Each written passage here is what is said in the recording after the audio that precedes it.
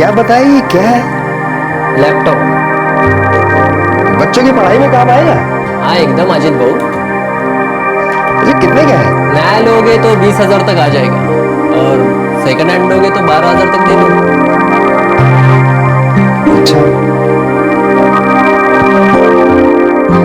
अच्छा, ये कितने का? डेस्कटॉप कंप्यूटर हाँ, सेकंड हैंड लोगे तो 7,000 में दे दूंगा। अभी एक अच्छा पीस है, काफी फायदेमंद सौदा होगा। अच्छा। सेकंड हैंड है लेकिन अच्छा है। बाबा ने इंटरनेट भी लगवा दिया है। अच्छा, तू कौन से साइज देखती है? कोई भी जिसकी जरूरत हो। फ्रेंड्स को नाम का एक साइट है, उस पर गई है? नहीं, ये क्या है? अरे बहुत अच्छी साइट है, उस पर तुम पूरा दिन चैट कर सकते हो, नए नए फ्रेंड्स बना सकते हो उस पर। अच्छा? हाँ, सच बोली तो पूरा टाइम मैं उसी पर चैट करती रहती हूँ, बहुत मजा आता है।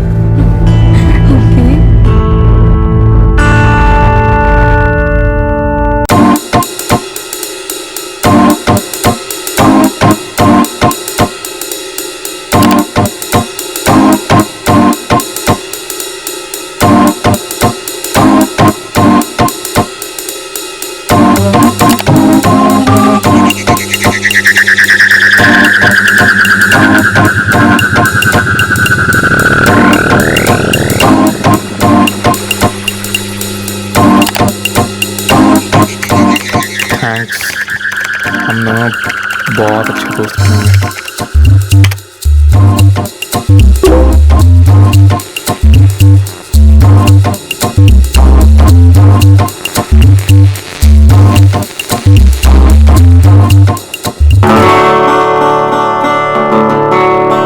यस, मैं तुम्हें बहुत मिस कर रही हूँ। मैं भी कर रहा हूँ। क्या तू नहीं चाहती कि हम लोग हमेशा साथ ही रहें? ये कैसे हो सकता है फिरोज? तुम वहाँ हो और मैं यहाँ। हर्षिता, मैं यहाँ हूँ और अगर तुम भी यहीं आ जाओ तो? क्या मतलब? चलो शादी कर लेते हैं।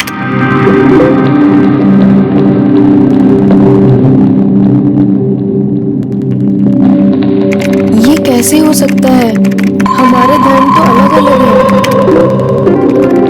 क्योंकि हमारे दिल तो एक हैं, बाकी सबसे क्या फर्क पड़ता है?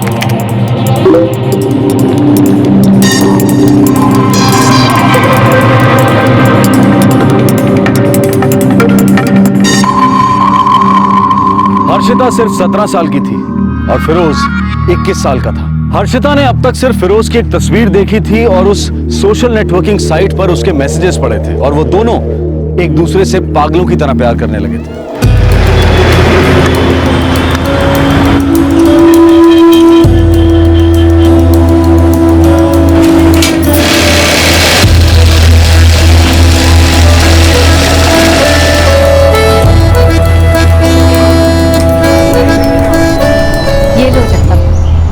हो गए कपड़े?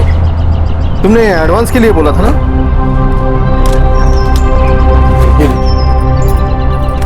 सरिता दाई, क्या तुम और टाइम दे पाओगी?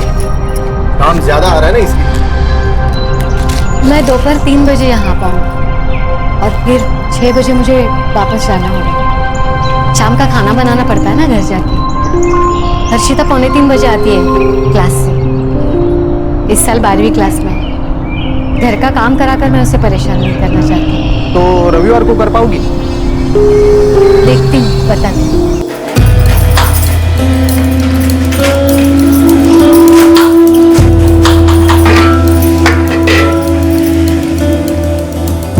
हर्षिता,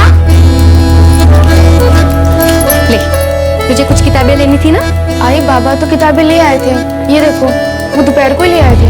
तो तेरे बचत वाले डिब्बे में डाल देती हूँ, जब चाहे ले ले।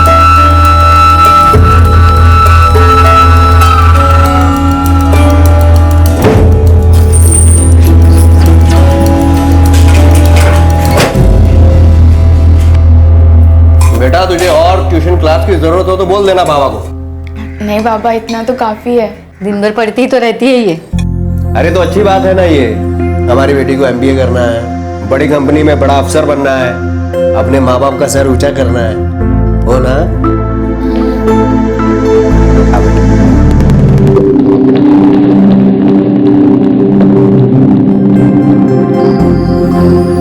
मुझे पूरी उम्मीद है हर्षिता एक दिन जरूर कामयाब होगी। सो जाइए, दिन रात सोते जागते बस यही सपना देखते हैं आप। सो जाइए।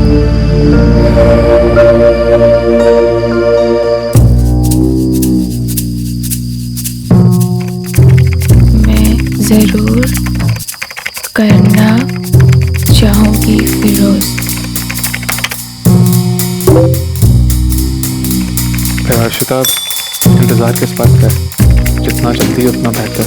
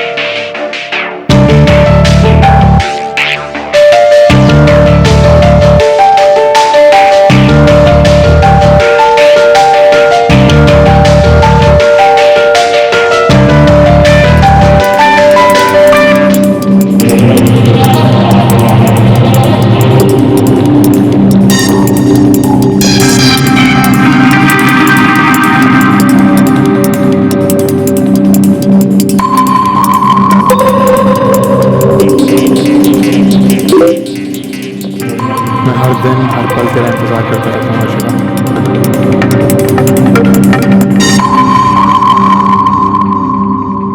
17 साल की हर्षिता को एक तरफ उसका प्यार खींच रहा था और दूसरी तरफ उसके आई बाबा का लगाव। ऐसे आई बाबा जो उसका जान से भी ज्यादा ख्याल रखते थे। वो कम से उम्र की मासूमियत, वो प्यार जिसे वो पहली पहली बार महसूस कर रही थी, उसके लिए कोई भी फैसला लेना मुश्किल बना रहा था।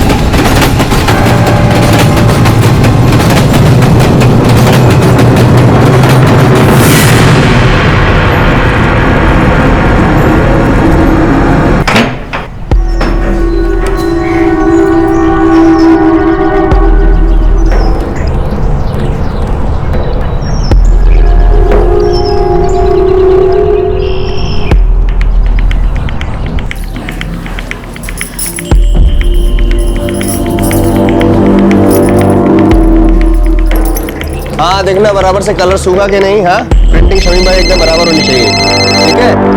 और ये अर्जेंट है। हाँ सरिता।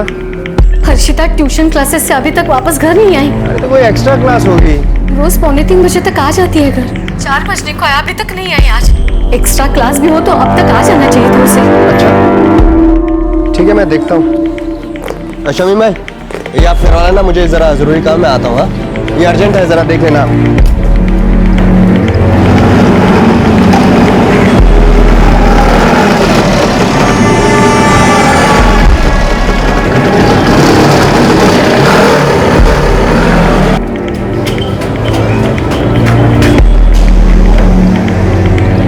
हर्षिता तो क्लास में आई, लेकिन वो हर रोज 1:15 बजे तक तो आ जाती है ना? हाँ आ जाती है, लेकिन आज नहीं आई।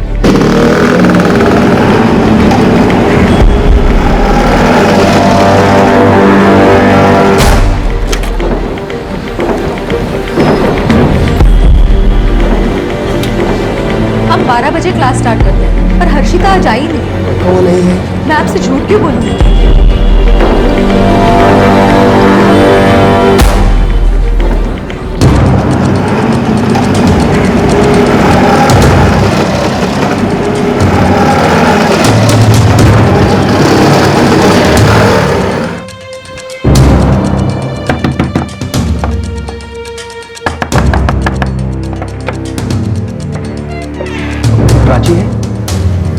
काका। नमस्ते बेटा। मुझे पता है कि अभी हर्षिता कहाँ पर होगी? मालूम नहीं काका, आज वो कॉलेज नहीं आई थी। क्या? जी, मैं तो खुद आपके घर जाकर उसकी तबीयत के बारे में पूछने की सोच रही थी।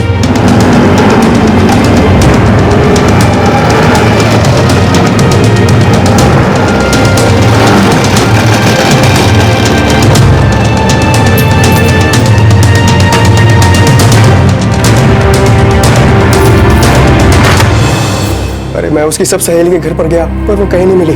सुबह कॉलेज के लिए तो निकली थी, मैंने टिफिन भी दिया था उसे। आई आई जाती हूँ, टिफिन। बाय।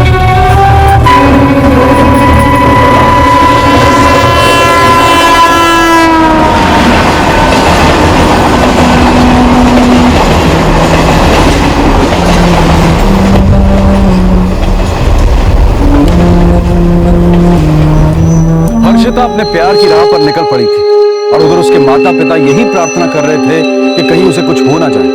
वो बहुत चिंतित थे, लेकिन हर्षिता बहुत खुश थी। हर दिन कॉलेज के बाद वो 2 एक्स्ट्रा क्लासेस के लिए जाती है और फिर 2:45 बजे घर लौटती है। उसके बाद ही मैं काम पर चली जाती हूँ। सुबह वो कॉलेज के लिए निकली थी। उसके पास फोन है? जी नहीं। कॉलेज, कोचिंग क्लासेस और उसके फ्रेंड्स से एक बार फिर से बता दो। हमें उसकी एक फोटो चाहिए होगी। सर, अगर कुछ कॉलेज के अंदर या जस्ट बाहर होता तो हमें जरूर पता चल जाता। गेट पे सिक्योरिटी गार्ड रहता है सर। सुबह 8 बजे से शाम तक यही खड़ा रहता हूँ साहब। कॉलेज खत्म होने के बाद वो लड़की 11:30 बजे यहाँ से निकलती है। वैसे तो कुछ ध्यान नहीं है साहब, और अगर कुछ गड़बड़ी होती तो ध्यान जाता। नहीं, वो तो इधर आई ही नहीं। उसके फादर को भी मैंने यही कहा था। नहीं सर, आज वो कॉलेज ही नहीं आई थी। उसका कोई बॉयफ्रेंड है? नहीं सर, हम में से किसी का भी बॉयफ्रेंड नहीं है। नहीं सर, मैं तो खुद सोच रही थी कि कहीं उसकी तबीयत खराब तो नहीं हो गई है। वो कभी अपना क्लास नहीं मिस करती। कोई बॉयफ्रेंड? नहीं, उसका कोई बॉयफ्रेंड नहीं है।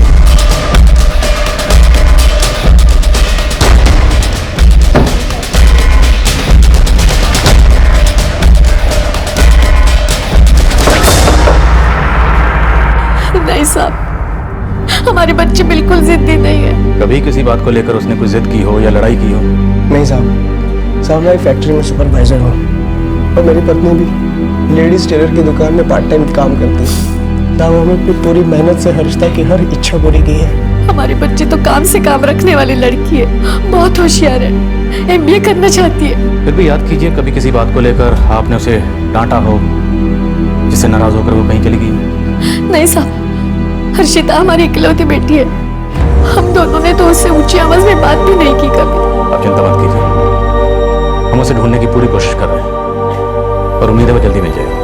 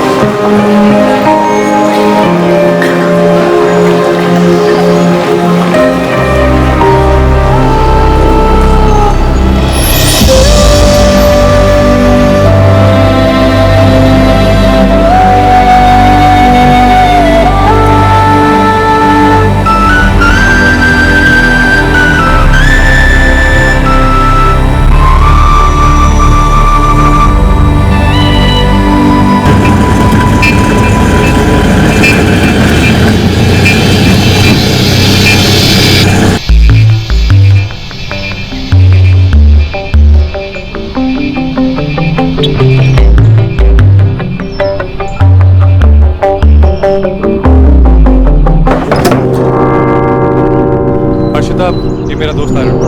हर्षिता,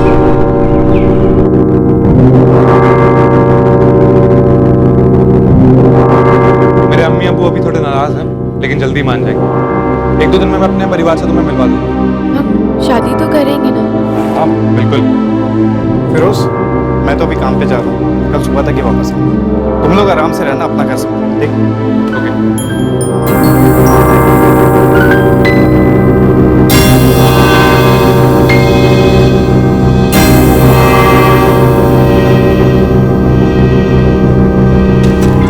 सर, सभी बस स्टैंड्स और सभी रेलवे स्टेशंस पर नोटिस भेज दिया है और हर्षिता की फोटो सभी पुलिस स्टेशन में भेज दी है। सब कुछ नॉर्मल चल रहा था, कुछ गड़बड़ नहीं थी, अचानक गायब हो गई। सर, मैंने खबरियों को भी काम पे लगा दिया है, कहीं कोई ट्रैफिकिंग रैकेट ना हो। हर्षिता की किसी भी दोस्त को जरा भी आइडिया नहीं है कि उसका कोई बॉयफ्रेंड था भी या नहीं। उसके माँ बाप ने भी जितना बताया उसके हिसाब से बहुत ही अच्छी लड़की थी और अच्छी स्टूडेंट भी थी। सर, कहीं अपनी मर्जी से तो कहीं नहीं गई है। हाँ, लेकिन वो ऐसा क्यों करेगी?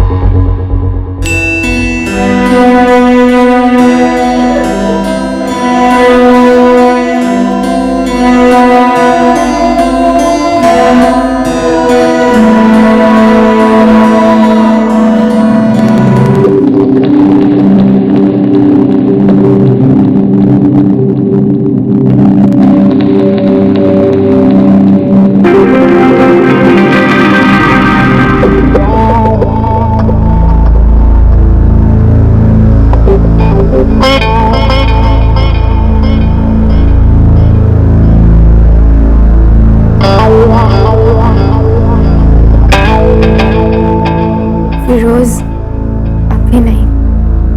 मैं और बीवी हैं। पर हमारी शादी नहीं हुई है ना, और अभी तक तो मैं तुम्हारे अम्मी अबू से भी नहीं मिली हूँ। अरे वो तो आज नहीं तो कल मानेंगे। मुझे ये सब सही नहीं लगता। तुम झूठ बोल रही हो। नहीं फिरोज, ये सब शादी के बाद। लेकिन क्या फर्क पड़ता है? मुझे नहीं पता, लेकिन पहले हमें शादी कर लेनी चाहिए।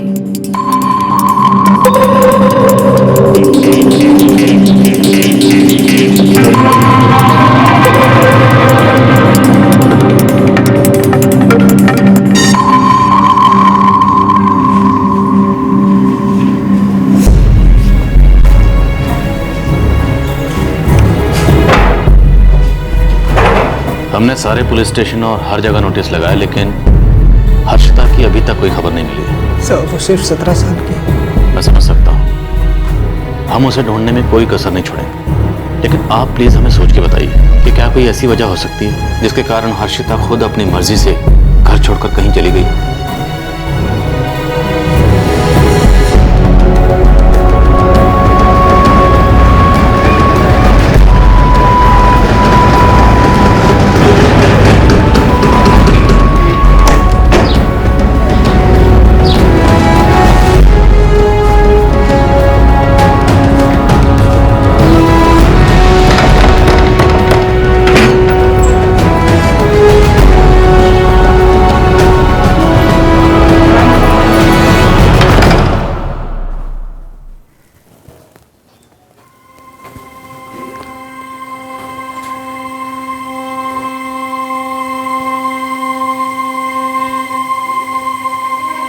पुलिस को उसकी कोई खबर नहीं मिली है। वो पूछ रहे थे कि क्या कोई ऐसी वजह है जो वो खुद ही चले जाए। मेरे बचत के डिब्बे से सारे रुपए गायब हैं। कुछ सामान निकालने के लिए मैंने अलमारी खोली तो बचत का डिब्बा खोला गया था।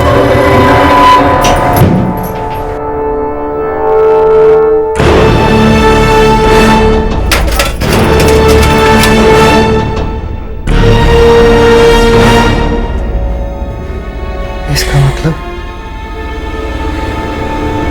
खुद ही चली गई। क्यों? लेकिन क्यों?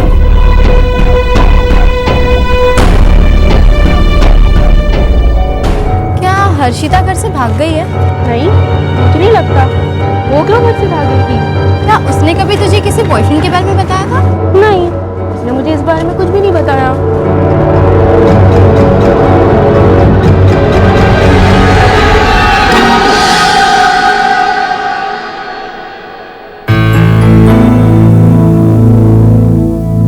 फिरोज, तुम और खूबसूरत लग रही है। फिरोज, पर मैं अब तक तुम्हारे अम्मी अब्बू से मिली नहीं हूँ। तुम्हारे बारे में जिक्र किया उनसे, वो भी थोड़े गुस्से में है, पर मान जाएंगे। फिरोज, मैंने पहले ही कहा था कि हमारे माँ बाप नहीं मानेंगे, हमारा धर्म अलग है। एक बार हमारी शादी हो गई ना तो वो मान ही जाएंगे। फिर वो पेरेंट्स हमारे प्यार करते हैं, और अब हमारी शादी हो गई, शौहर और बीवी हो गए।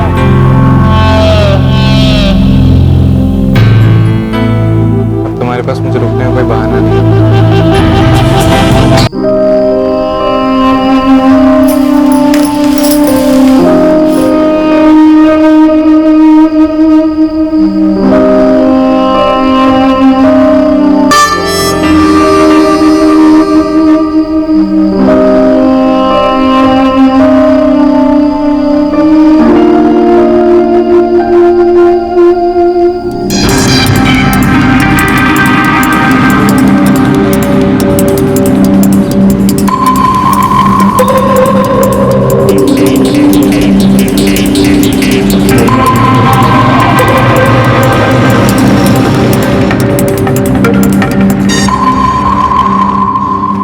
गुजर चुके थे और हर्षिता के माता पिता ने अपने मुंह में खाने का एक दाना तक नहीं डाला था। वो पूरी तरह से टूट गए थे। हर्षिता सोच रही थी कि वो फिरोज के साथ एक शादीशुदा जिंदगी बिता रही थी, हालांकि वो परेशान थी क्योंकि वो अब तक फिरोज के माता पिता से नहीं मिली थी।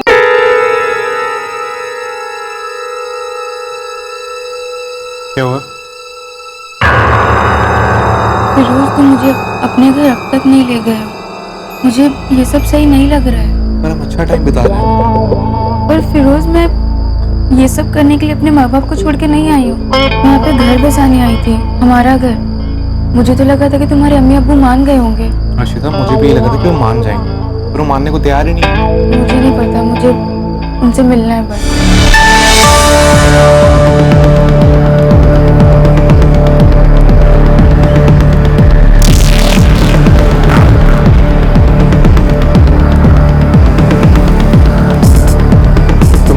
मस्ती का मजाक किरकिरा करती है। तो क्या फिरोज हम हमेशा ऐसे रहेंगे?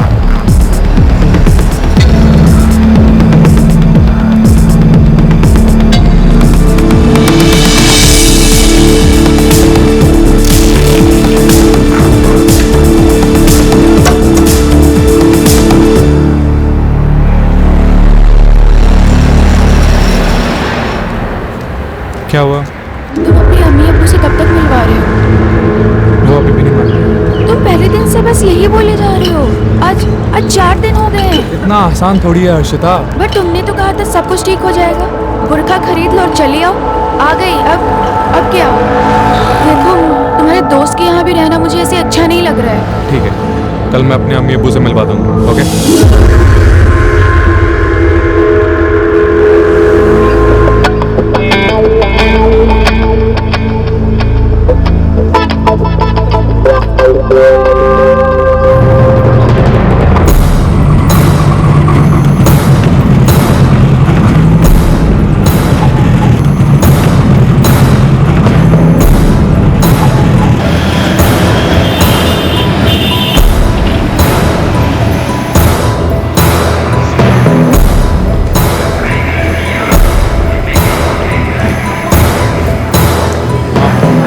इधर बैठो, मैं टिकट लेकर आ रहा हूँ। हम कहाँ जा रहे हैं? मेरे घर ही जा रहे हैं, पर ट्रेन से जाना होगा। पास ही में है, तुम बैठो, मैं टिकट लेकर आ रहा हूँ।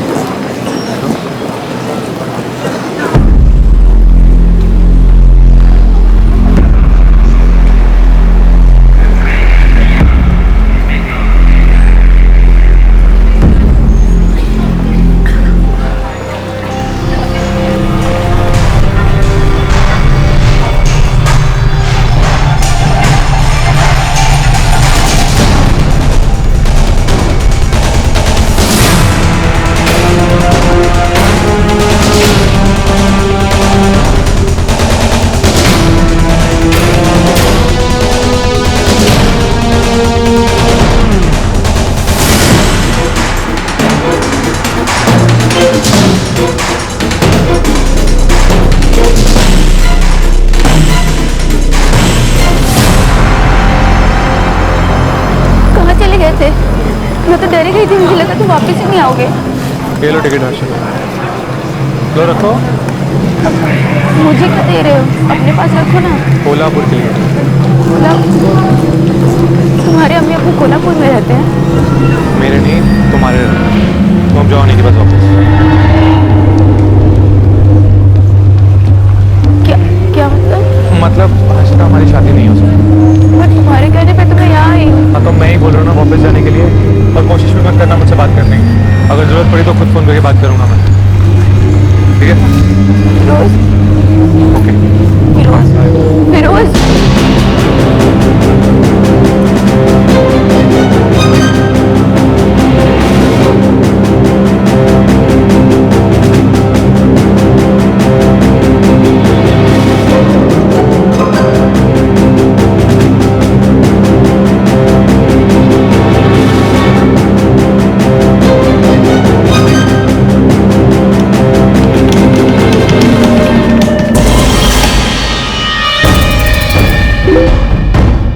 और वेट नहीं हो रहा है, मुझे बस तुम्हारे साथ रहना है। इधर आ जाओ ना, हम दोनों का साथ किस्मत में लिखा है। लेकिन कैसे? एक बुर्खा खरीदो, कॉलेज के लिए रोज की तरह निकलना, और निकलते वक्त कुछ रुपए ले सको तो साथ रख लेना। रेलवे स्टेशन चली जाना, मैं तुम्हें पुणे रेलवे स्टेशन पर मिलूंगा। कोल्हापुर से पुणे के लिए 10:30 बजे ट्रेन निकलती है। मैं तुम्हारा बेसब्री से इंतजार करूँगा।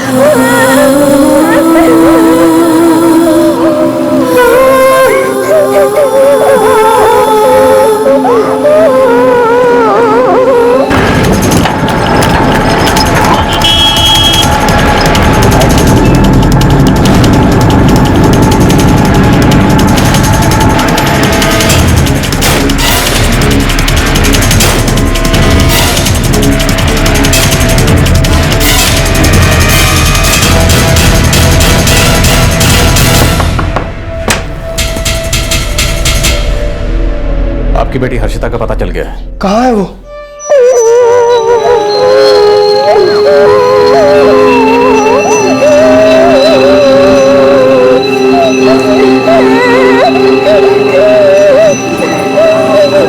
क्या हुआ?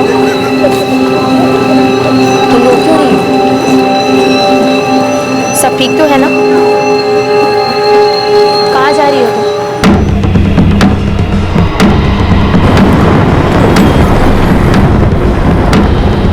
ये तो नहीं पता कि उसके साथ क्या हुआ, लेकिन उसने पुणे रेलवे पुलिस से कांटेक्ट किया और अभी वो उन्हीं के पास है। 1 घंटे में वो यहाँ थाने पहुंच जाएगा।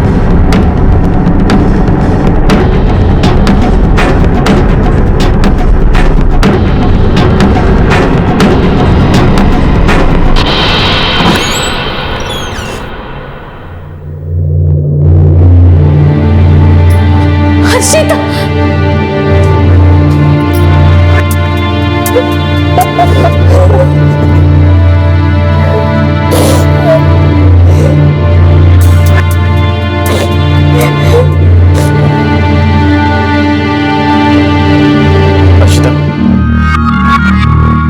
क्या हुआ था तुम्हारे साथ, बताओ।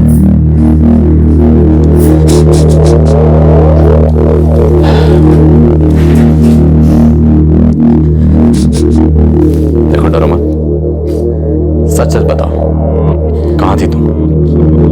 तुम अपनी मर्जी से कहीं गई थी या किसी ने तुम्हें अगवा किया था? तुम पुणे रेलवे स्टेशन कैसे पहुंची?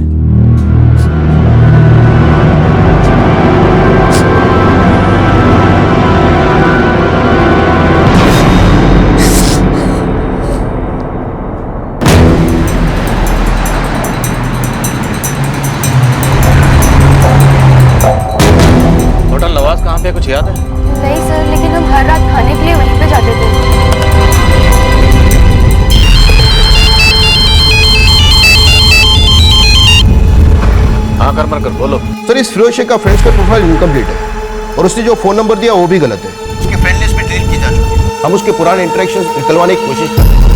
और होटल नवाब का क्या? सर मैंने डायरेक्टरी देखी है और बाकी सब भी चेक कर रहा हूँ, लेकिन अभी तक कुछ हाथ नहीं लगा। ऑलराइट, लेकिन कोशिश करते रहो। ठीक है हर्षिता, तुम्हें और कुछ याद है?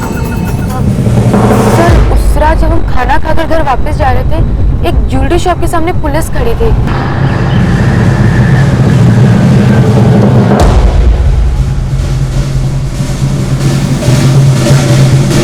भाई क्या कुछ हुआ है क्या? हाँ कोई चोरी हुई है।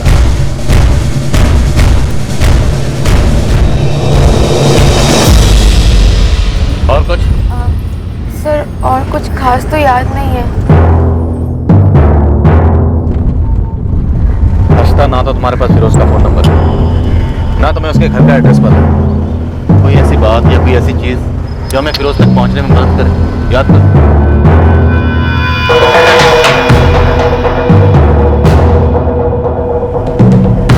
ये ज्वेलरी शॉप में चोरी किसने? सर 20 जनवरी की रात को।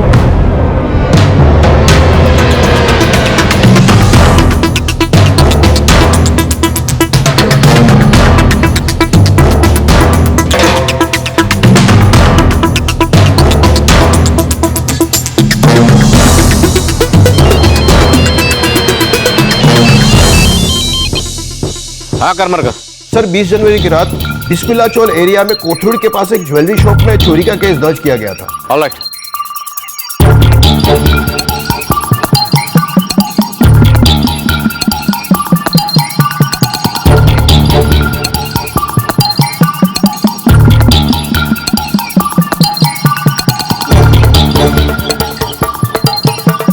सर यही थी वो शॉप।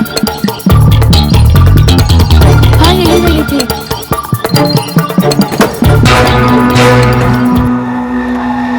यही शॉप है जिसमें चोरी हुई थी।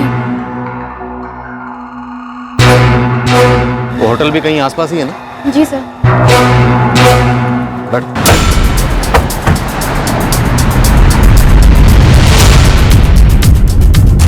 सर यही है वो होटल। सर यही है वो होटल।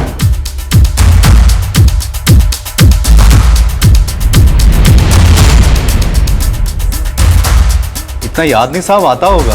फिरोज शेख नाम है। नहीं साहब, कुछ याद नहीं आ रहा है।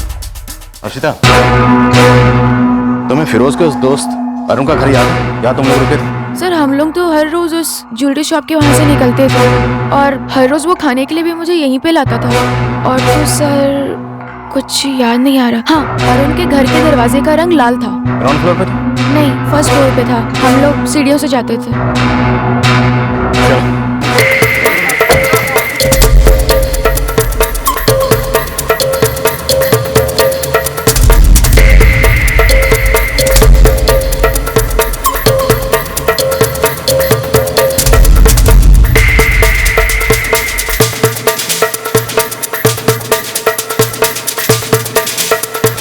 सर इधर।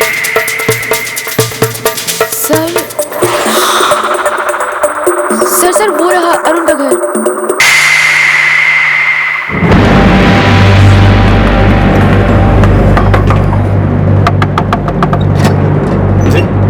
ये अरुण है? जी सर। क्या हुआ?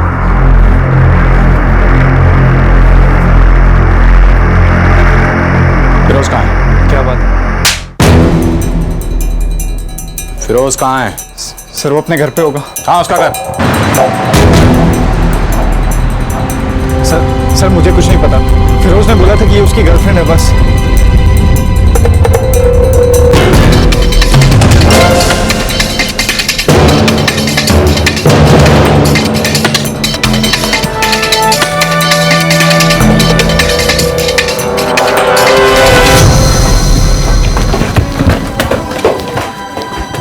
सर फिरोज यहाँ पे है।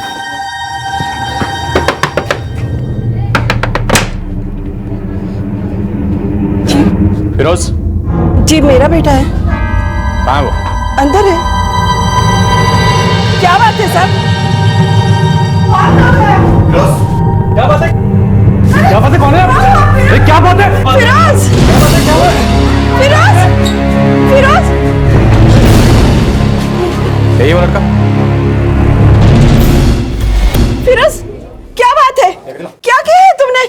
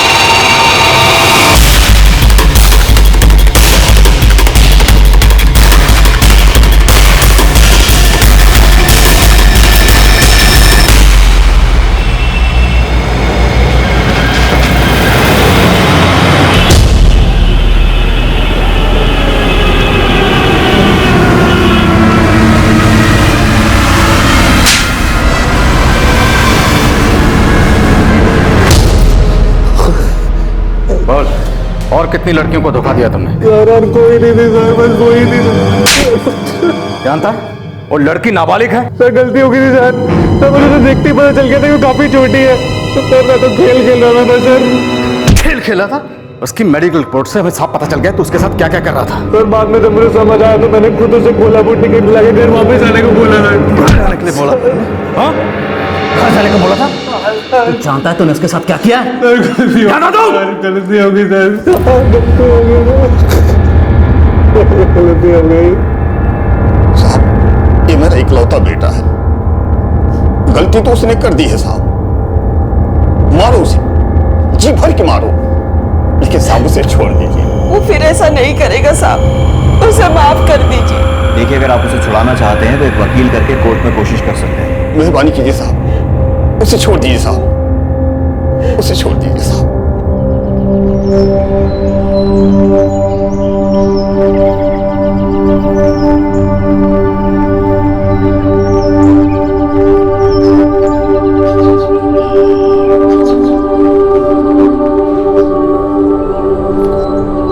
एक बार उससे बात कर लीजिए ना, गलती की है उसने, लेकिन उसका सबसे बड़ा सदमा उसी को लगा है। एक बार तो बात कर लीजिए ना।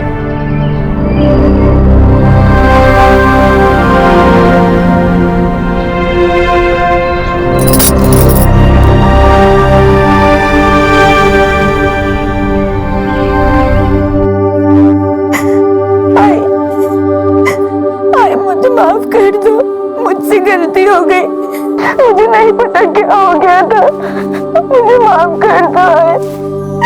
I'm sorry, मुझे माफ कर दो, प्लीज मुझे माफ कर दो।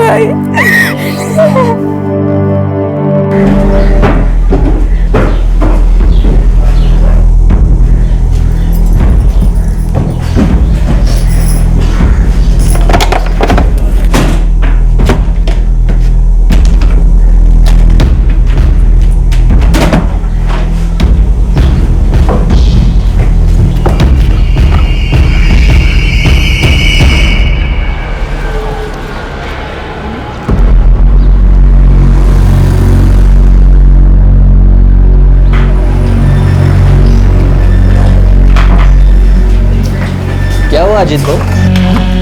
आप इसे क्यों बेच रहे हो? ये तो एकदम ठीक है।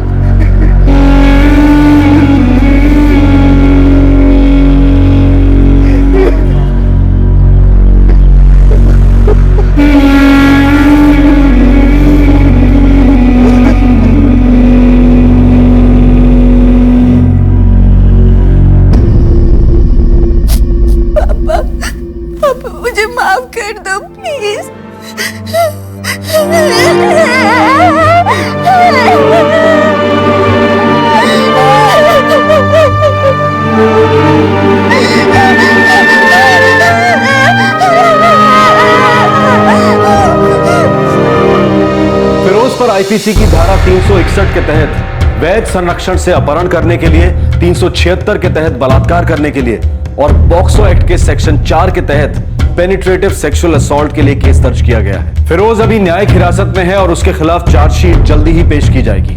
हर्षिता के पिता अजीत शुरुआत में तो बहुत सदमे में थे, जो हुआ उसे स्वीकार नहीं कर पा रहे थे, लेकिन वो जल्दी ही पिघल गए। आखिर वो एक बच्ची ही तो थी जो राह भटक गई थी। सरिता अपनी बेटी को सहारा देने और उस वाकये से उबरने में मदद करने की पूरी कोशिश कर रही है। हर्षिता अब भी उदास है, इन चीजों में पड़ने की भूल से पछता रही है, लेकिन वो भी बीते को भूलकर आगे बढ़ने की कोशिश में लगी है। 17 साल उम्र का वो पड़ाव जहां से मैच्योरिटी शायद अब भी थोड़े फासले पर है। एक ऐसी उम्र जहां तन और मन नए नए अनुभव करना चाहता है।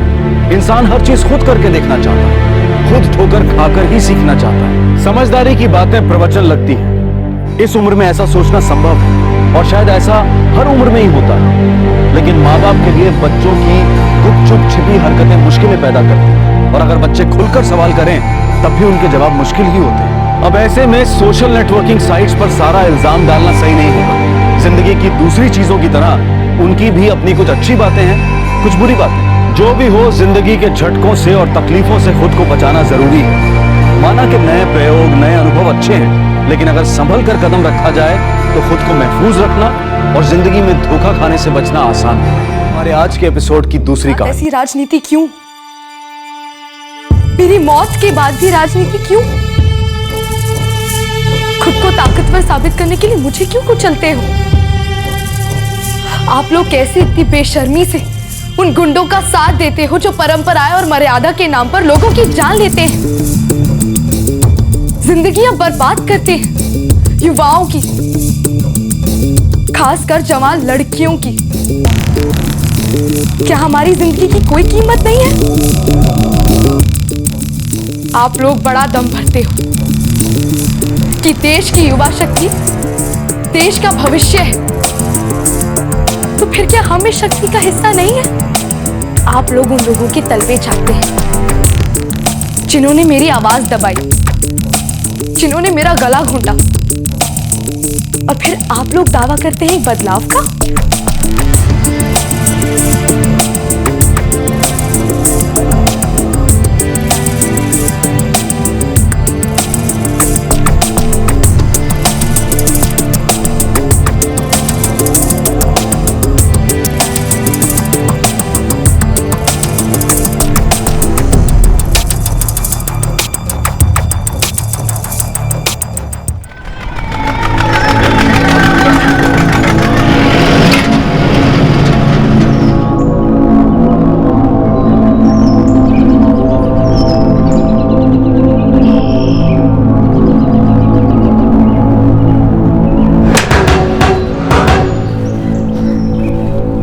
क्या हुआ है डॉक्टर साहब? बेटा हुआ है ना?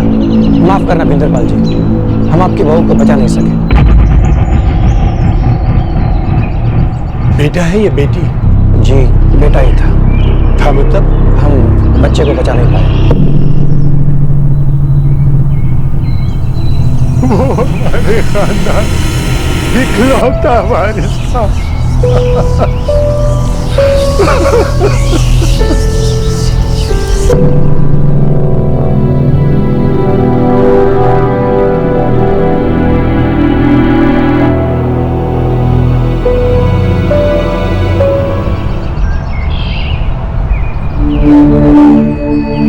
बाबूजी, खेतों पे जा रहा हूँ। तरुणा बुआ ने कही है अपने आप आ जाएंगी, लेने जाने की जरूरत ना है।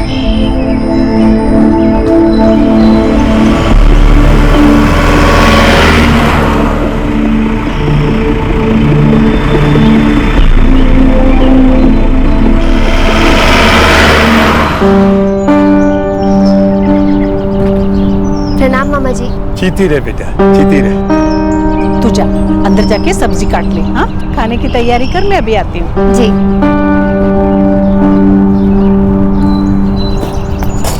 भैया क्या बात है, बहुत कमजोर लग रहे हैं। क्या करूँ करूँ, हर वक्त बस एक ही चिंता लगी रहती है। क्या कभी मेरे हुक्म को लुगाई मिलेगी? क्या कभी मैं अपने पोते की शकल देख पाऊंगा? कौन बढ़ाएगा हमारे खानदान के नाम को आगे? 27 बरस हो गए। तब से आज तक बस यही एक चिंता है जो खाई जा रही है। भगवान पर भरोसा रखो भैया, ऐसी चिंता करोगे तो बीमार पड़ जाओगे। रुक रुक, खुदाई तेरे को यहाँ से यहाँ करनी है, तो तू भी समझ ले किस तरह करना है। और जल्दी जल्दी हाथ चलाओ, और देखो ऐसे काम नहीं चलने का। आराम पड़, हाथ चला। नमस्ते भैया। अरे देविका कैसी है तू?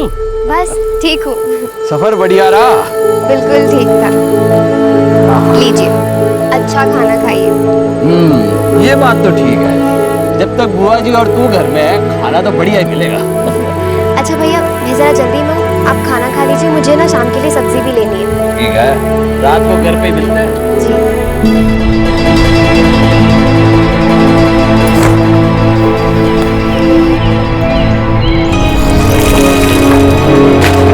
अरे सुन, जी तू बिंदरपाल जी की भांजी है ना? हाँ। उनकी छोटी बहन तरुणा की बेटी? जी हाँ। क्या नाम है तेरा? देविका। तो मेरा अंदाजा सही निकला, तू बड़ी होकर और भी सुंदर है।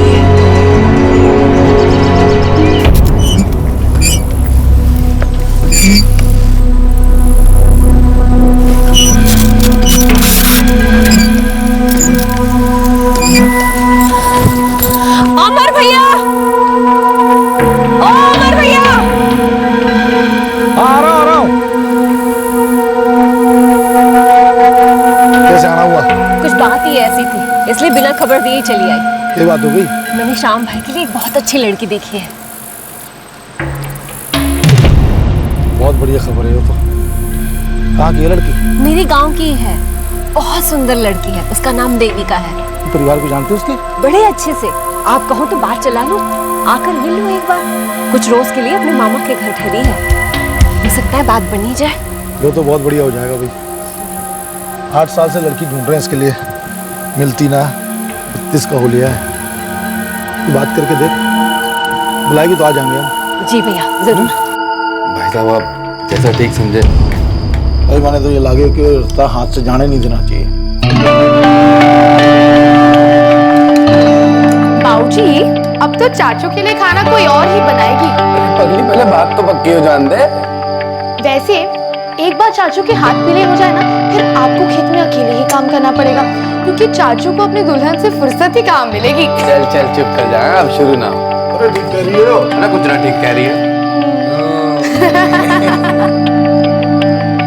शादी के लिए लड़की मिलना मुश्किल।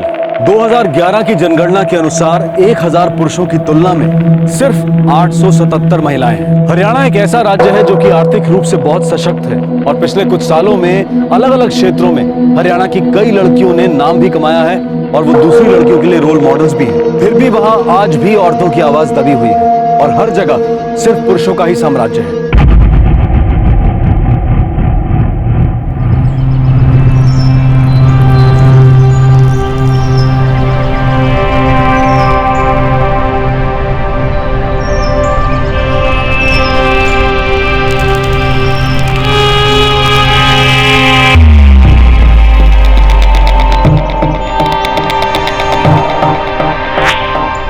बेटा, सबके हाथ में चाय दे।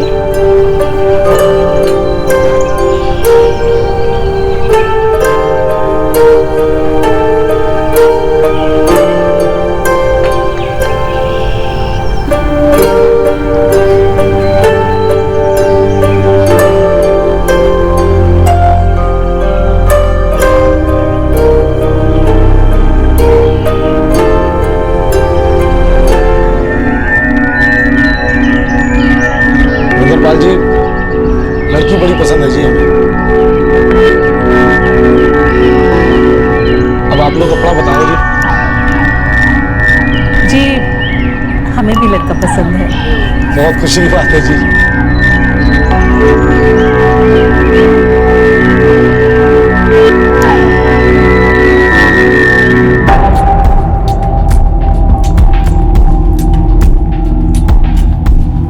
सही कह रहे हैं आप भैया, बिल्कुल सही।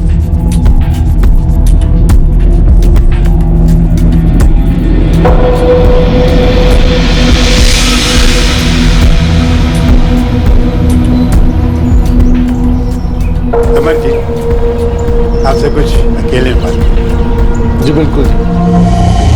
अब लड़की तो दे ही रहे हैं, लेन देन की बात भी कर ली जाए। देखो जी, हम लोग आप जितने रईस तो ना है, पर दोनों भाई मिलके इतना कमा लेते हैं कि सुख चैन से बस बसर हो जाता है। आपकी बेटी की भी शादी तो नहीं तय हुई है ना? नहीं जी, अभी सोच ही रहे हैं, बस रिश्ता ढूंढना शुरू करेंगे। 2 साल पहले मेरी पत्नी गुजर गई, तब से घर का सारा काम वही देखती है। अरे तो घर का ख्याल करने के लिए तो हमारी देविका आपके यहाँ आ ही रही है, अगर सब कुछ ठीक ठाक हो गया तो। कैसी बात कर रहे हैं मिंदरपाल जी, सब कुछ बढ़िया हो। और कोई बात करनी हो तो बताओ जी। अमर जी, मेरे पास ढेर सारे खेत खलिहान है, बहुत सारी जमीन जायदाद है, लेकिन हमें कोई वारिस नहीं है। मेरे बेटे हुकुम की पत्नी बरसों पहले गुजर गई और उसके साथ ही उसके बच्चे की भी मौत हो गई। तब से हमने बहुत कोशिश की, लेकिन उसके लिए कोई लुगाई नहीं ढूंढ पाया। आप अगर राजी हो तो अड्डा सड्डा कर लेते हैं। मेरी बेटी देविका को आप रख लो और अपनी बेटी स्मृति हमें दे दो। मेरे बेटे हुकुम का घर बस जाएगा।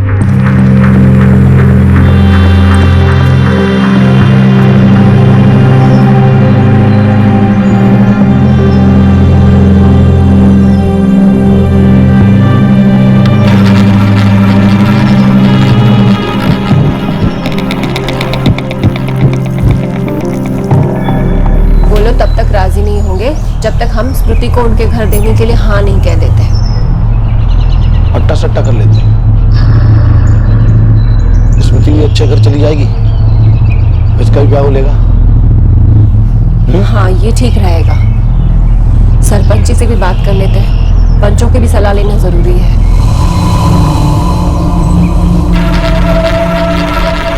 बिल्कुल सही है, इसमें गलत क्या है? बस जी, मैंने सोचा जी पंचायत की रजामंदी ले ली जाए। इस रिवाज को तो पंचायत ने पहले से ही मंजूरी दे दी है।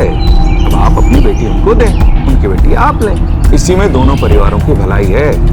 ये तो अच्छी बात है। शाम को अपनी लुगाई मिल जाएगी और हुकुम को अपनी लुगाई। ये तो अच्छा सोचा है आप। तो बात पक्की रही, 20 अप्रैल को बारात लेकर आप हमारे घर आ जाइएगा और महीने भर बाद 27 मई को बारात लेकर आपके घर आ जाएंगे। जी बहुत बढ़िया जी, बधाई होगी आपका भी बहुत बहुत बधाई।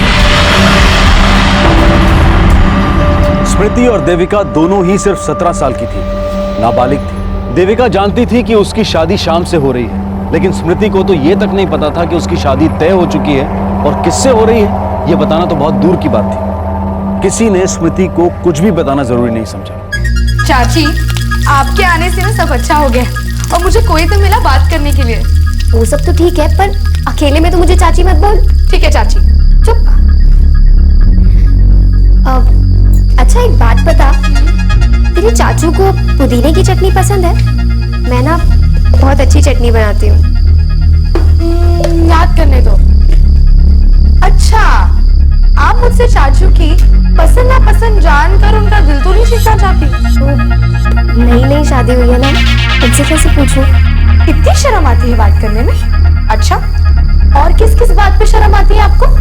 रात को तो दरवाजा अंदर से बंद कर लेती हूँ। चुप, कुछ भी बोलती है, काम कर।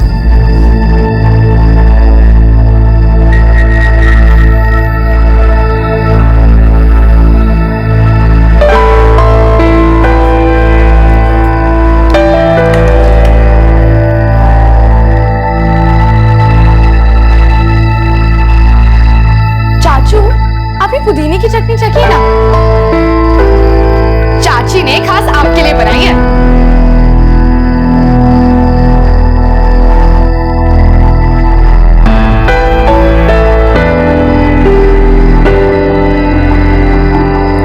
अच्छी है, बहुत अच्छी है।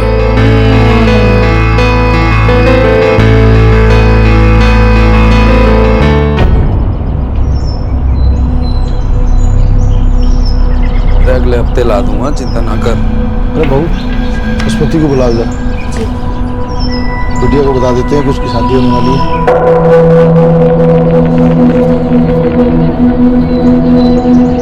जी बाबूजी।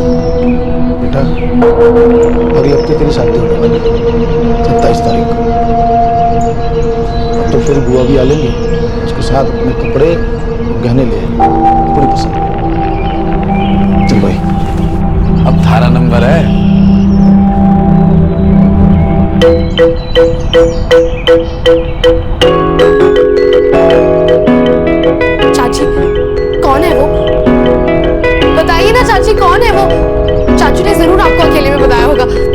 बताइए ना। उसका नाम नहीं बताऊंगी। चाची, अरे चाची रुको ना, चाची चाची बताओ ना, अरे सुनो तो सही, चाची बताओ ना चाची, अरे चाची सुनो ना, बताओ ना चाची कौन है वो? सच बताओ, मुझे नहीं पता। चाची बताओ ना कौन है वो, कैसा दिखता है, कहाँ से है? सच्ची पापा मुझे नहीं पता, पर हाँ जो भी हो तू उसके घर जाने की तैयारी कर ले।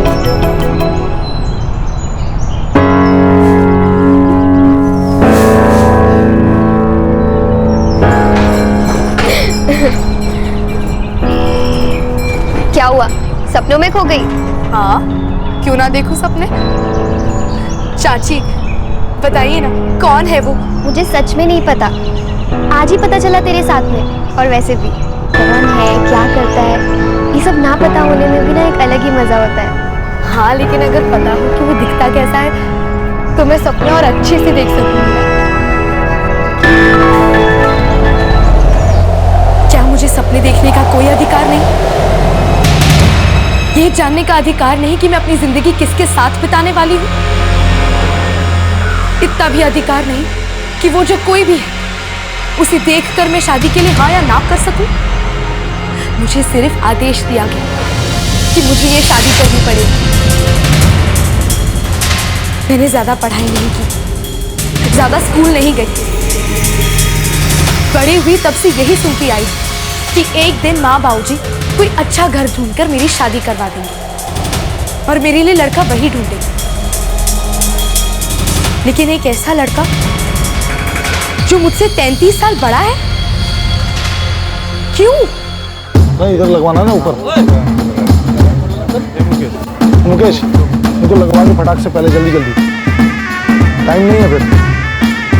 हेलो पकड़ो भाई, क्या कह रहा था, बारात थोड़ी देर में पहुंच जाएगी। अच्छा तुम इंतजाम करवाओ फटाक। हाँ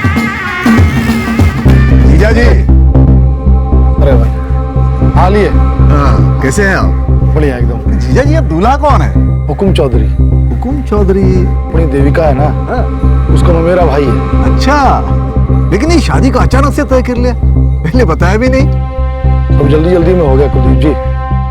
अरे जल्दी करो, अरे क्या कर रही हो, बारात आ गई, जल्दी करो। बहुत सुंदर लग रही है, चलो जल्दी करो जल्दी करो। धड़कने तेज हो रही है ना? बहुत ज्यादा, ऐसा लगता है मुझे दिल का दौरा पड़ जाएगा। चुप, कुछ भी बोलती है।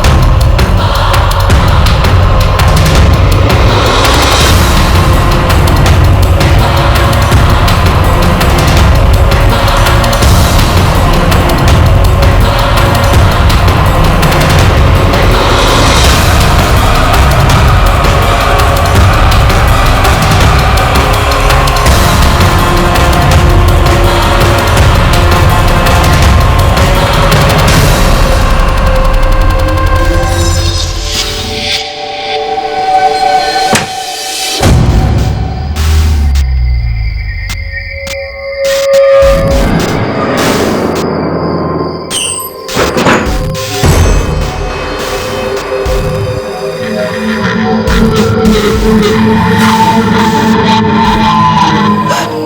ये सब क्यों कर रहे हैं? मुझे बहुत दर्द होता है।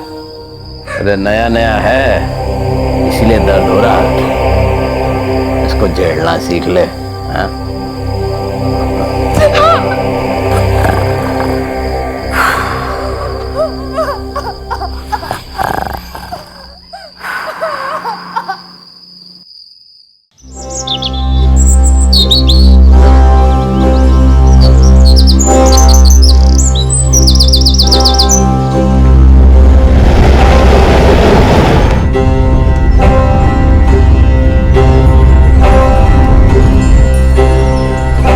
वैसे हमारी बेटी ने आपके घर को पूरी तरह अपना लिया। जी बिल्कुल, घोड़े की रस्म के लिए से यहाँ छोड़े जा रहा हूँ, एक हफ्ते बाद लेने आ जाऊंगा। जैसा आप ठीक समझे जी, आपका ही घर है ये।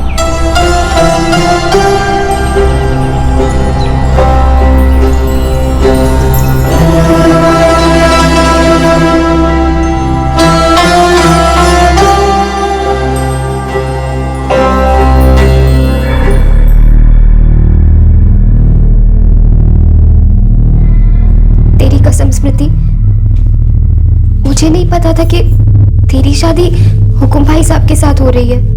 उन्हें मेरी कोई परवाह नहीं है। उन्होंने पिछले हफ्ते हर रात मेरे साथ जबरदस्ती की। मुझे बहुत दर्द होता है, लेकिन उन्हें कोई फर्क नहीं पड़ता।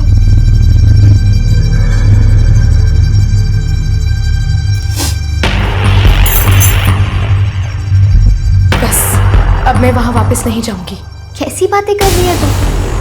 पत्नी है तू उनकी, वापस तो तुझे जाना होगा। लेकिन वो बुढ़े हैं।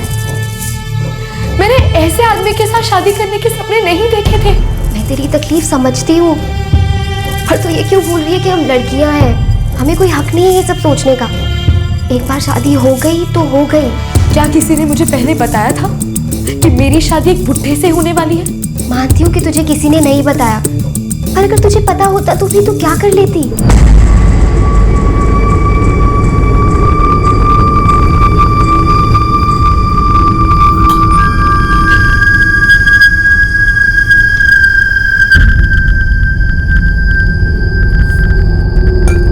बेटा कुछ तो है ना दूंगा।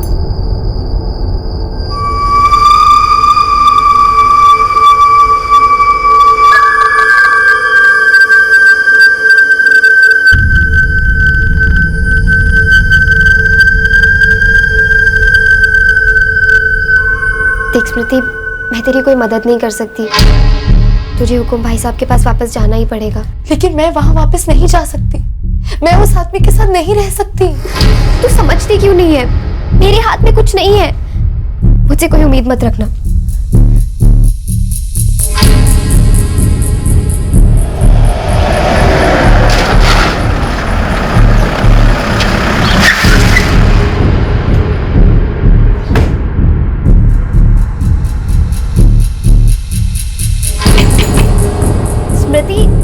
बाहर आओ, हुकुम भाई साहब तुम्हें लेने आए हैं।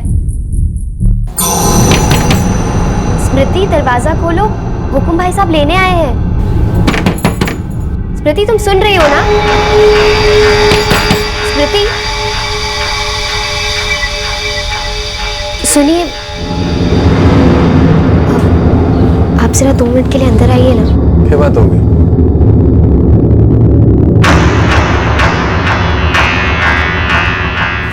स्मृति, बेटा क्या बात हो गई? बेटा दरवाजा खोल। तुम्हें पता है क्या बात हुई? स्मृति, देख दरवाजा खोलना तो तोड़ दूंगा फिर मैं। बेटा क्या बात हो गई? बाबूजी, मैं वापस नहीं जाऊंगी। क्यों? वो मुझसे उम्र में कितने बड़े हैं। वो हर रात मुझसे जबरदस्ती करते। तेरे पति हैं वो। मुझे इतने बूढ़े पति नहीं चाहिए। वो हर रात मेरे साथ जबरदस्ती करते। मुझे इतना दर्द होता है, मुझसे वो सब बर्दाश्त नहीं होता। कौन? तेरे पति हैं वो। जो मर्जी में आएगा करेंगे। अब तेरा काम है सर झुका के उसकी सारी बात मानना, समझ गई? चल। मेरी जगह छोड़ो, छोड़िए। चाची। क्या कर रही है तू? स्मृति, स्मृति, देख दरवाजा खोलना तो मुझसे बुरा कोई ना होगा फिर। स्मृति, स्मृति, तू ऐसा ना कर सकती है। तेरे अपने पति के घर जाना होगा। स्मृति, स्मृति, दरवाजा खोल। स्मृति, देख ज्यादा नाटक मत कर, तो खाद उतर दूंगा तेरी मैं। खोल दरवाजा। स्मृति, क्या नौटंकी चले? कुछ नहीं दामाद जी, बच्ची है थोड़ी डर गई थी बस। मैं उनके साथ नहीं जाऊंगी। उनसे कह दीजिए कि अपनी उम्र की कोई दूसरी बीवी ढूंढ ले। यो लड़की हमारी बेइज्जती करे। ना दामाद जी, ऐसी बात ना है जी। दामाद जी, माफ कर दीजिए हम लोग को। कल कैसे भी करके इसे मैं आपके घर पहुंचा दूंगा। यो ठीक ना है, वो हमारी पत्नी है। मैं माफी मांगता हूँ दामाद जी आपसे। कल तक कैसे भी करके वो आपके घर तक पहुंच जाएगी।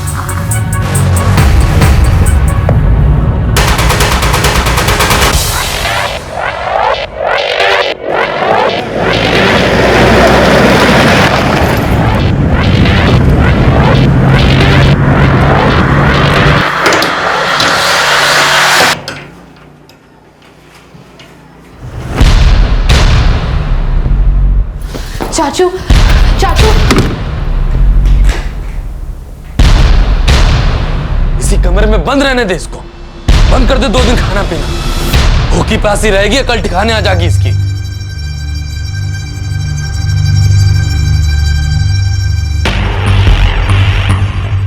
कल तक राह देखते हैं, और अगर कल भी घर वापस नहीं आई तो फिर हम ही कोई कदम उठाएंगे।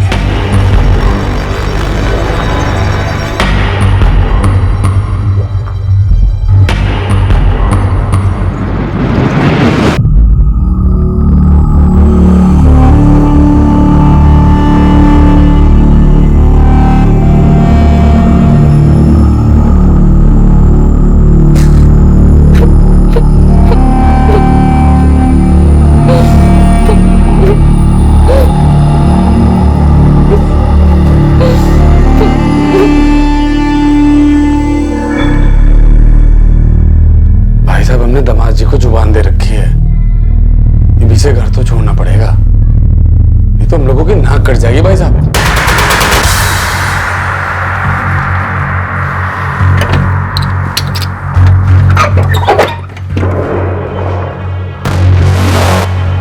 स्मृति, बेटा देख दरवाजा खोल दे। बेटा मैंने तेरी सारी बात समझ में आ गई है। स्मृति बेटा देख, कल मेरा माथा गर्म था बेटा, गुस्से में पता नहीं क्या कह गया तुझसे, मुझे माफ कर दे बेटा। भूख भी लगी होगी ना तने, तो कुछ ना बोलूंगा, खोल दे बेटा। स्मृति बेटा, तो कुछ ना बोलूंगा, खोल दे बेटा।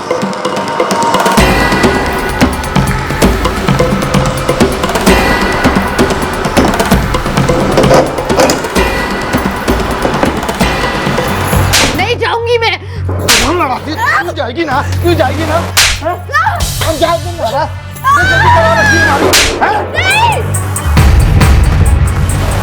भाई साहब जो भी हो उसकी परवाह करने की कोई जरूरत ना है, उसको उसके ससुराल तो भेजना ही पड़ेगा। अगर वहां पर भी नाटक करेगी तो उसके ससुराल वाले खुद निपट लेंगे। तो देख रहा ना कैसे जज पड़ गई। भाई साहब आप कहो तो 2-4 लोगों को बुला लूं, इसको यहाँ से जबरदस्ती वहां उठा के ले जाएंगे। उसकी कोई जरूरत नहीं, 2-4 दिन यहीं पड़ी रहने ऐसे ही। भूख लगेगी ना अपने आप समझ जाएगी। चल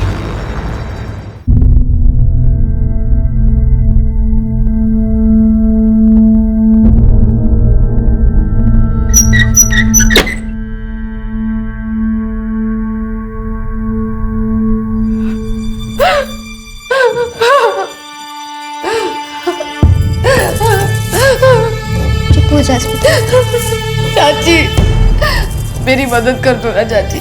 तू चुपचाप चली क्यों नहीं जाती यहाँ से? क्या मिलेगा ये सब करके? मैं बाबूजी की मार सह लूंगी, लेकिन उस जानवर को बर्दाश्त नहीं कर सकती मैं। जो सहना है यही सहूंगी। मारना है तो मार भी दे, लेकिन वापस नहीं जाऊंगी मैं। पर तेरा यहाँ जीना मुश्किल हो जाएगा। तो जीना आसान कहाँ होगा मेरे लिए? वहां जाकर भी तो यही सब सहना पड़ेगा।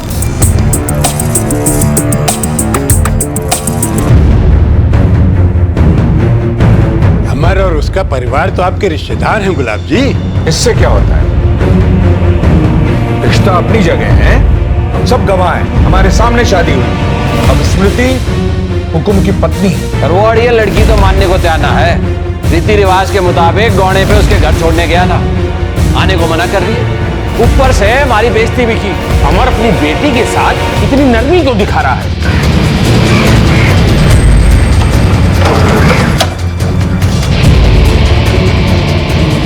राम राम जी। राम राम। वो कौन कह रहा है बेटी के साथ नरमी बरत रहे हम? तो अब तक उसे घसीट के भिंदर पाल जी के घर क्यों नहीं लेकर गए? अब हमने बहुत कोशिश की, बात करने की भी बहुत कोशिश की, पर वो मान ही ना रही है। अब वैसा ही होगा जैसा आप लोग कह रहे हैं। घसीट करके उसको उसके ससुराल ले जाएंगे हम लोग। नहीं, ऐसा मत करो। बात करो उससे, समझाओ उसको। वो अपनी मर्जी से वहां जानी चाहिए। मुझे लगता है बात करने से उसको अकल आ जाएगी। और अगर ऐसा नहीं हुआ तो फिर देखेंगे क्या करना है। अरे इतना वक्त देने की क्या जरूरत है? सबकी रजामंदी से शादी हुई है। और कोई पत्नी अपने पति से ऐसे बात करे है? मुझे वो लड़की मेरे घर में चाहिए। मेरे घर की बहू है वो। मैंने अपने घर की लड़की देविका अमर के घर दी थी, इस समझौते के साथ कि इनके घर की लड़की मेरी बहू बन करके आएगी। अरे जवाब दिया इन्होंने, तो मेरे पीछे क्यों हट रहे हैं? अगर स्मृति मेरे घर नहीं आई तो हम देविका को वापस ले आएंगे।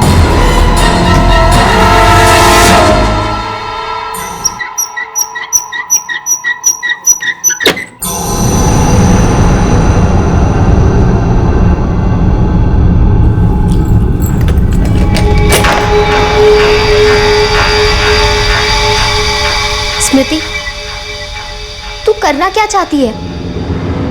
मैं वापस नहीं जाऊंगी। क्यों जिद कर रही है? तेरी जिद की वजह से मेरी जिंदगी भी खराब हो जाएगी।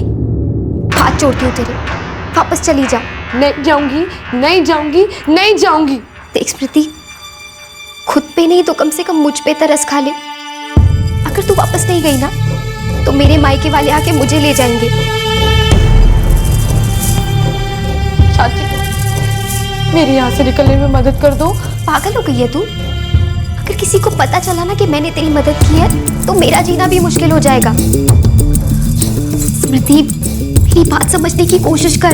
तू अपने घर वापस चली जा। ये सब करके ना तुझे कुछ नहीं मिलेगा। हम लड़कियों की बात कौन सुनता है?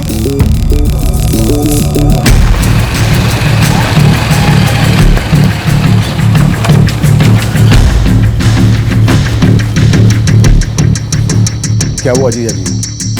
मैंने सुना है कि स्मृति ससुराल जाने से मना कर रही है। अरे हमारे खानदान का नाम मिट्टी मिला रही है लड़की। कहाँ है वो? मैं बात करता हूँ उससे।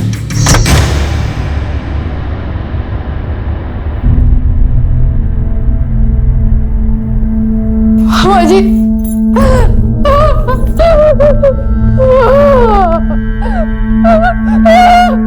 चुप हो जा बेटा, चुप हो जा। मामा जी, मेरी मदद कीजिए। मामा जी, मुझे बचा लीजिए। मैं तुम्हारी मदद कैसे करूं बेटा? तेरे बाबूजी मेरी बात नहीं मानेंगे। मुझे वापस नहीं जाना है। देख बेटा, इन लोगों के लिए ये घर की इज्जत का, मान मर्यादा का सवाल है। मुझे खुद शादी के दिन दूल्हे को देख के धक्का लगा था, पर मैं चुप हो गया क्योंकि मुझे पता है ये लोग मेरी बात नहीं मानेंगे। बाबा जी, मुझे यहाँ से नहीं चलो। बाबा जी, मुझे यहाँ नहीं रहना है। मुझे नहीं चलो। चुप हो, मेरी बात मान ले, भरोसा रख। मैं कुछ करता हूँ। तू अपने पति के घर चले जा। देख देख, वहां पे तेरी मदद करना मेरे लिए आसान होगा। लेकिन मामा जी, वो लोग मुझे मार डालेंगे। कान खोल के सुन लो, ये हमारा घर है। और आप बीच में टांग अड़ाओगे तो कतई बर्दाश्त ना करेंगे हम। 17 साल की बच्ची नाबालिग है अभी। आप ही सोचिए 50 साल के आदमी के साथ कैसे रहेगी बच्ची। रट्टा सट्टा किया हमने, जुबान दी है। पर जुबान के लिए बेटी की जान लोगे क्या? आपकी सोच अलग है, हमारी अलग है। हमारे परिवार के बीच में ना बोलो तो बेहतर होगा बस।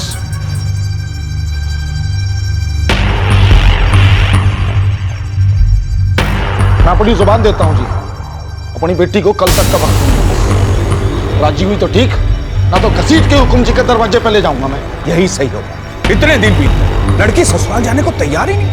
आसपास की कच्ची उम्र की लड़कियां देखेगी तो क्या सीखेगी? औरतों को इतना जिद्दी होना ठीक नहीं है। उसकी जिद के सामने हम सब झुक गए तो बाकी की लड़कियों के दिमाग खराब हो जाएंगे। लड़कियां हैं ही कितनी लड़कियां, ज्यादातर को तो घर में ही मार दिया जाता है और कुछ को तो पैदा होने के बाद खत्म कर दिया जाता है। बचती हैं मुझ जैसी कुछ लड़कियां जिन्हें आवाज उठाने पर, हुक्म ना मानने पर कुचल दिया जाता है। और कुछ लोग इसे पंचायत कहते हैं। कुछ लोगों के लिए तो ये सामाजिक संस्थाएं हैं और कुछ लोग इनकी तुलना एनजीओ से भी करते हैं। लेकिन दांव पर तो मेरी जिंदगी लगी है।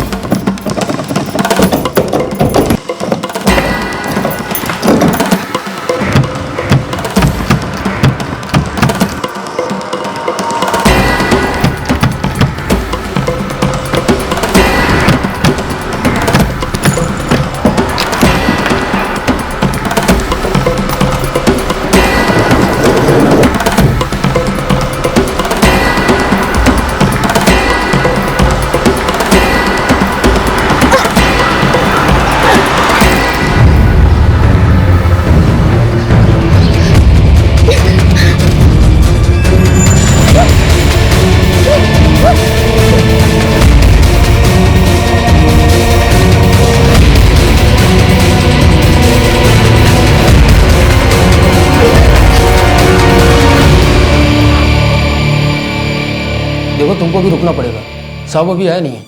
साहब मेरी मदद कीजिए साहब, अगर देर होगी वो लोग मुझे मार डालेंगे। साहब मेरी मदद कीजिए। देखो तुम यहाँ बैठ जाओ, मैं साहब को बुलाता हूँ। अभी अभी तो सुबह हुई, चलो बैठ जाओ।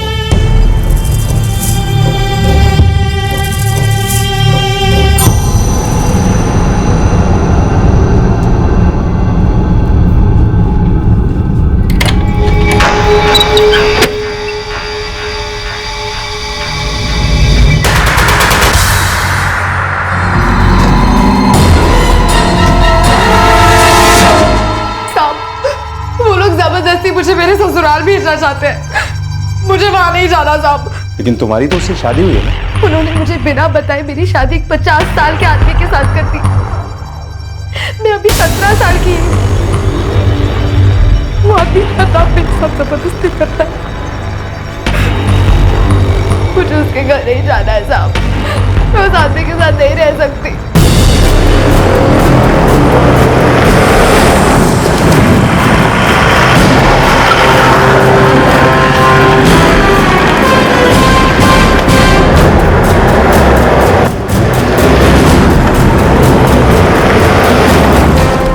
ठीक है बेटा, हम तुम्हारी सुरक्षा की जिम्मेदारी लेंगे, पर क्या कोई ऐसी जगह है जहाँ जाकर तुम रह सको? नहीं, लेकिन एक मामा जी है, वही मेरी मदद कर सकते हैं। लेकिन वो लोग मुझे ढूंढते ढूंढते उनके पास भी चले जाएंगे। साहब पूरी पंचायत आई, इसके बाप और चाचा भी, पति भी है सर।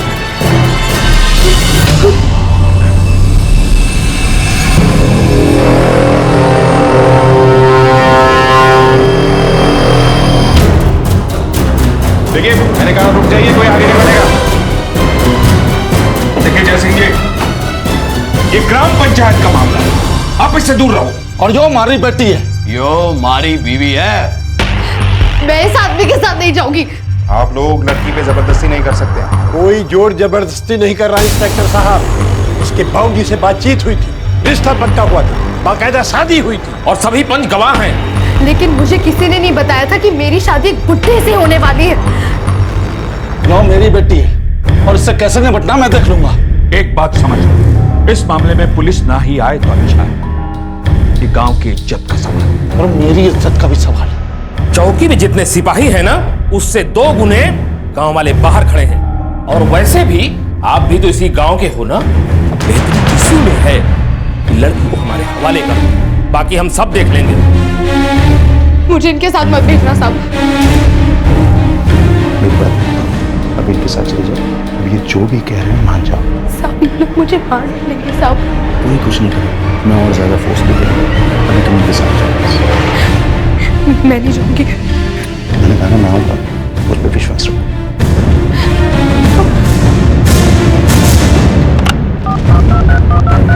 सर, एसएचओ जैसे सर, मुझे और ज्यादा फोर्स की जरूरत है।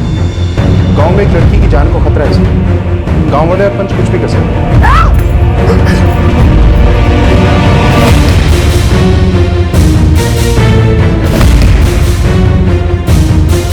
ये लड़की पागल हो गई है। हमारी ही बेइज्जती की है इसने। गांव की हर लड़की इसकी तरह बोलने लगेगी। मैंने खुशी खुशी अपनी बेटी इनको दी थी, ये सोच के कि मेरे बेटे का घर बस जाएगा, मुझे मेरा वारिस मिलेगा।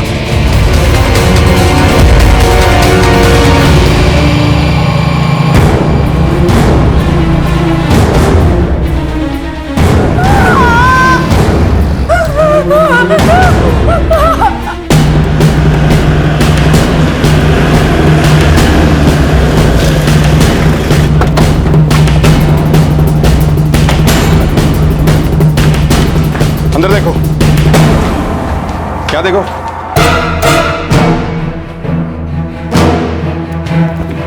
सर वो लोग यहाँ नहीं। साहब मुझे लगता है उन्होंने स्मृति के साथ कुछ कर दिया है।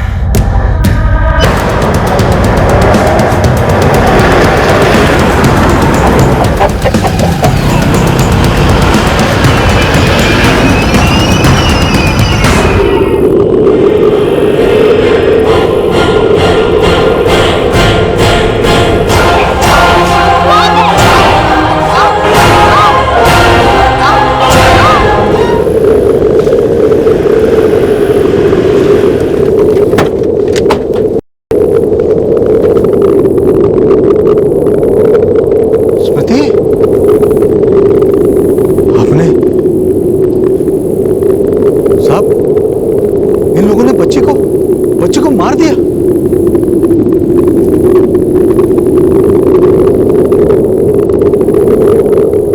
आपने अपनी बेटी को मार डाला? किसी ने नहीं मारा इसे, सब इसके कर्मों का फल है। और ये कोई जुर्म नहीं है, हमारे गांव की मान मर्यादा की रक्षा है, गांव की इज्जत की रक्षा है। और इज्जत से बड़ा कुछ ना है, किसी की जान बिना।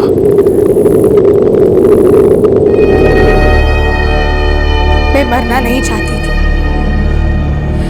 मैं जीना चाहती थी, लेकिन क्या ऐसा हो पाया? किसी को कोई फर्क पड़ा? ये लोग ताकतवर लोग हैं, ये एक पूरे समुदाय को ही नहीं पूरे गांव को मजबूर कर सकते हैं इनके फतवों को मानने के लिए। इतना ही नहीं, इनके इशारों पर ही वोट डाले जाते हैं। किस लिए? जो लोग सत्ता में आगे बढ़ना चाहते हैं वो लोग इनके सामने झुकते हैं, इनकी सोच को और बढ़ावा देते हैं, और ये सिलसिला ऐसे ही चलता रहता है। क्या इससे बदलाव की कोई उम्मीद है? बदलाव के लिए और कितनी मोमबत्तियां जलानी पड़ेंगी? चलिए पैनल्स बैठाइए, डिबेट शुरू कीजिए, ट्वीट करना शुरू कीजिए। Have a nice evening. और यहाँ मेरी जैसी लाखों लड़कियां हर पल मरती रहेंगी।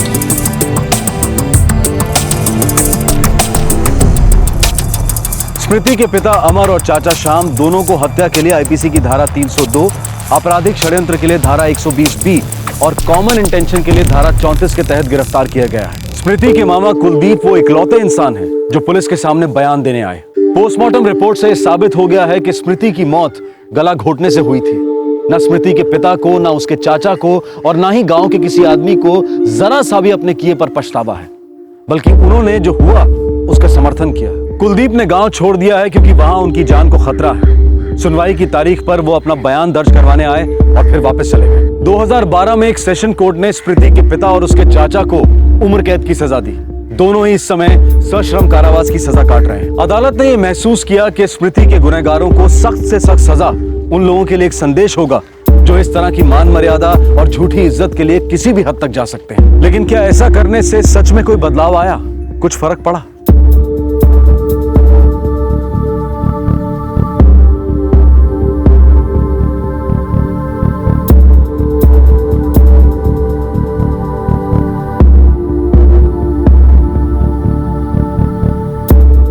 आपसे फिर मुलाकात होगी क्राइम पेट्रोल दस्तक में एक और नए केस के साथ। तब तक अपना ख्याल रखें, सुरक्षित रहें और ये जरूर सोचें कि हम कानून को इतना मजबूत कैसे बना सकते हैं कि जुर्म होने से पहले ही उसे रोका जा सके। सोचिएगा जरूर। जय हिंद। इस तरह के और भी एपिसोड देखने के लिए हमारे चैनल को सब्सक्राइब करें और बेल आइकन दबाना ना भूलें।